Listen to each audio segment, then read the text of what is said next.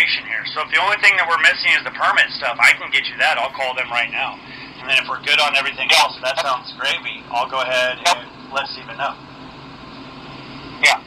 Yeah, and like I said, that's what the thing is with any insurance claim, documentation is important.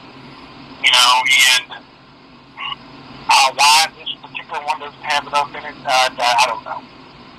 All I know is what the standard I'm required to meet, and if I submit this for approval without having documented, without running everything into the corner, it's going to get kicked back out to me to go run it into the corner.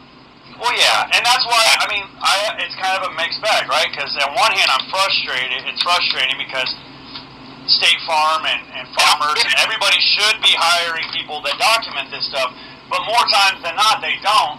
But on the other hand, I wouldn't be getting paid by as many people if everybody did what they were supposed to do. So it's kind of I'm frustrated, but then I also accommodate for it. That's why I get all the videos and document. Well, I really appreciate your time, and I will do what I can to get that over to you here either today or tomorrow. Okay, Lloyd? Okay. Thank you, sir. I appreciate it.